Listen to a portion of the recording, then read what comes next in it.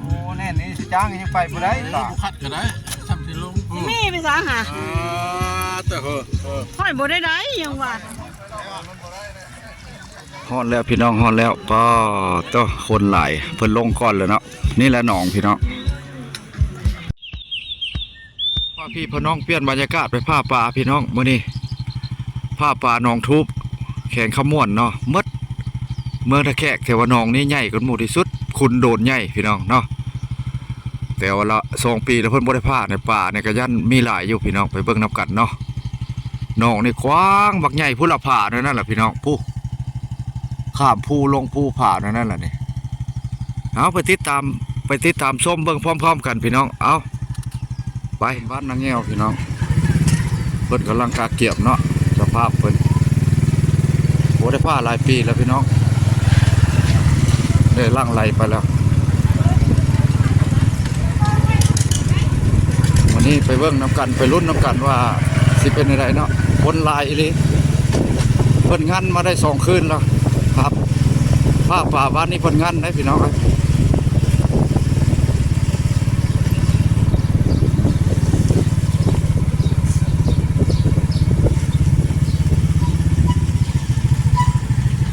ฮอดแล้วพี่น้องฮอดแล้วก็ต้อคนหลายเพิ่นลงก่อนเลยเนาะนี่แหละหนองพี่น้องอันนี้แหละหนองทุบเมืองคนหลายโอ้เต็มมัดทิพย์ขายเครื่องขายของเพิ่นงานมาได้2 คืนแล้วพี่น้องปันไดสิลงหนาวบ่โอ้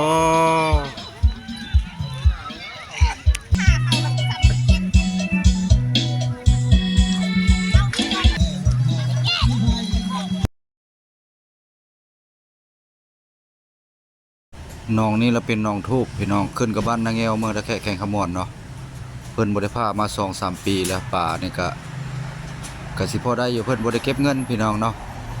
เพราะว่ามันมีแปลวอยู่ใจกลางหนองเนาะมื้อนี้บ่าวแปลงลงก็สิบ่ได้ถ่ายให้เบิ่งบางจุดเนาะเพราะว่ามันบ่มีผู้จับกล้องเอาเบิ่งนํกันพี่น้องสิงเนาะขนาดเลยกระดุงนี่หลายเนาะโอ้คนหลายพี่น้องคนหลายหนองนี่ใหญ่สุดแค่ขมวนนี่เนาะสุดยอดของคุณโดนพี่น้องเบิ่งเพิ่นลงแต่ว่าเอิ้นหาการบ่ชื่อหน้าดอกเนาะพี่น้องภาคนะก็บ่แม่นง่ายคนหลายขนาดพี่น้องเนาะอันนี้หนองทุบเนาะเพิ่นเอิ้นเนาะแข่งขมวนนี่ก็มีจุดเดียวก็คือคุณโดนพี่น้องตัวนี้แล้วมันโดนขึ้นมาตกเส้นนี้เนาะแต่ว่าหนองนี่ละ2 ปีแล้วเพิ่นบ่ได้พาพี่น้องเนาะเพราะว่าสิให้ท่านผู้ชมเบิ่งเนาะเพิ่นลงก่อนแล้วแต่ว่าบ่แปลกเนี่ยถือว่าสิลงน้ำหลังเนาะผู้มาด้านหลังทีมงานเฮาก็ยังมีหลายพี่น้องอยู่หั่นจะเปิดเสียงตู้เนาะเพิ่นงานมา2 คืน 3 คืนแล้วพี่น้อง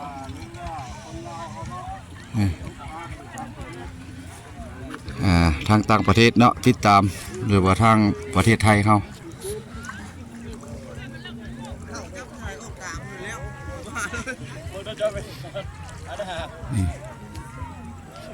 ติดตามเบื้องตอน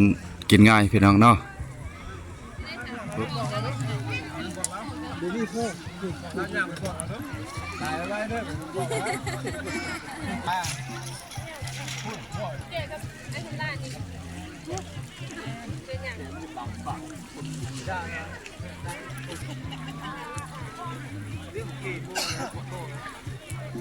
เดินเอเก๋กับเก๋กับเดินเอได้มาแล้วว่าใจเก๋ไว้สำนานนะ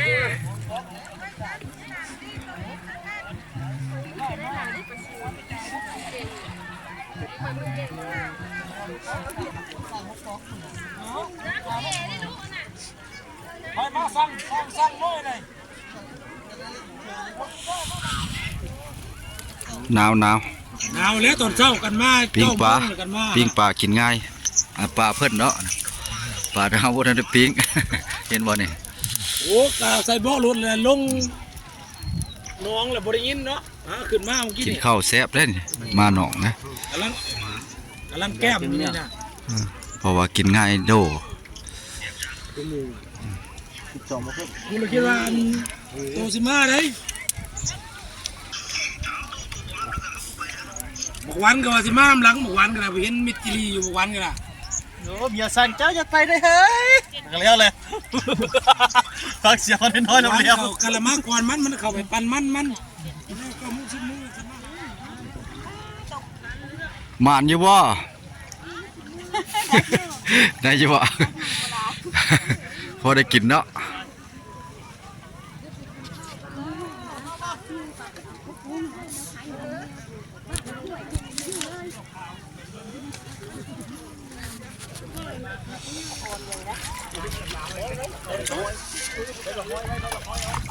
เดี๋ยวปลาคอน้อยเนาะอยู่ในตะพังเลย ปลาคอน้อย ตายวับเลย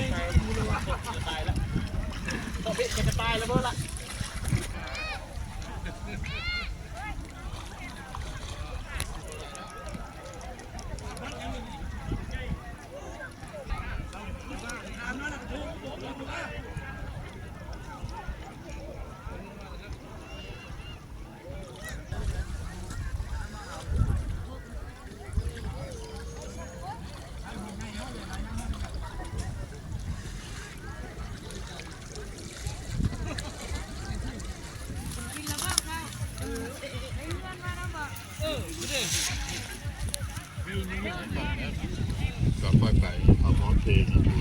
ไปถ่ายนี่ก็ไปกินข้าวแล้วก็จะถ่าย ปีกอีกปีกหนึ่งเนี่ย ไปเป็นตัดไปเพลง ปีกหนึ่งอีกปีกหนึ่ง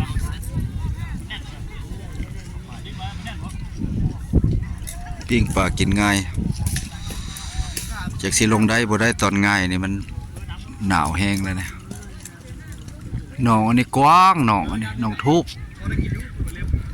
ขึ้นกับแขกขมวนคือเก่าแล้วเพราะว่าเมืองสองห้องแขกขมวนเข้ามาประมาณ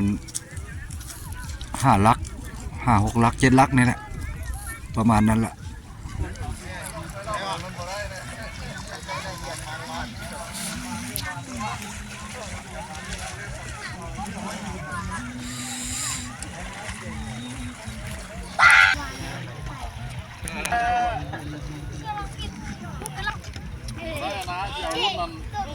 ตามขานั่นแหละแม่น45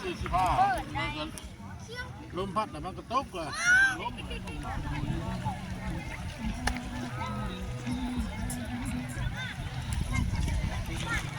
หนาวบ่สะโตกันหนาวบ่ฮะ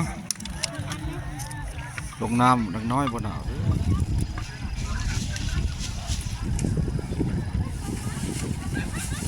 ได้หลายบ่หำ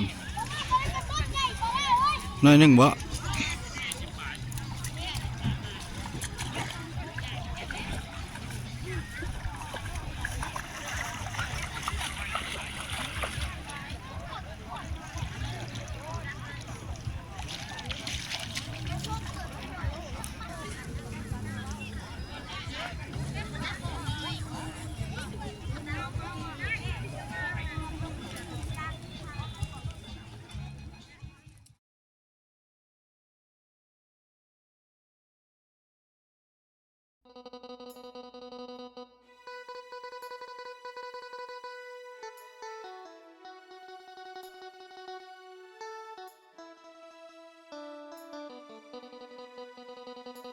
ไปบ่ได้ป่ะ ขัดก็ได้ทำที่ลง มีไปสาหา แต่เหอะ ค่อยบ่ได้ได้ยังว่า ไปเบิ่งพออ่านได้กินได้เอาเลย ไป ได้หลายคนเรียน โค้งเลยนี่โค้งเลยนี่โค้งเลยนี่ ได้หลายเนาะได้หลายเนาะกุ้งก็เต็มข้องบ่ ใหญ่เนาะช่ำเลือกเอาเนาะ ปลาน้อยปลาใหญ่เพิ่นในปลากระดุกเด้อปลากระดุกอันนี้เราบ่มีอย่างเด้อนี่มีแต่ปุ๊บมาตั้นนี่เนาะโอ้ยเขาเพิ่นขาย50ตัวเอา 5,000 บาทนะโอ้ยไป 5,000 กินแซ่บได้ก็แซ่บเนี่ย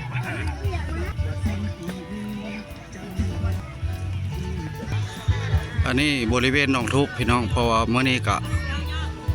บ่แปลงสิได้กลับบ้านอำลาพระจากเนาะคลิปหน้ากินให้ไปถ่ายให้เบิ่งใหม่มาเมื่อนี้ก็พาปลาหนองทุบเนาะ คนก็หลายอยู่พี่น้องผู้ใดก็ได้เนาะผู้บ่ลงน้ำก็แม่นได้ซื้อกินเนาะน้องทูบนี่แหละตกใส่คุณโดนพี่น้องเพราะว่าแต่ก่อนแล้วมันสิมีแป๋วเนาะอยู่ปากแป๋วอยู่ในกลางแต่นี่แล้วเพิ่นตัดแล้วเนาะเป็นหนองธรรมชาติเนาะบ่มีไผสร้างมาเนาะมีแต่วิวธรรมชาติเนาะ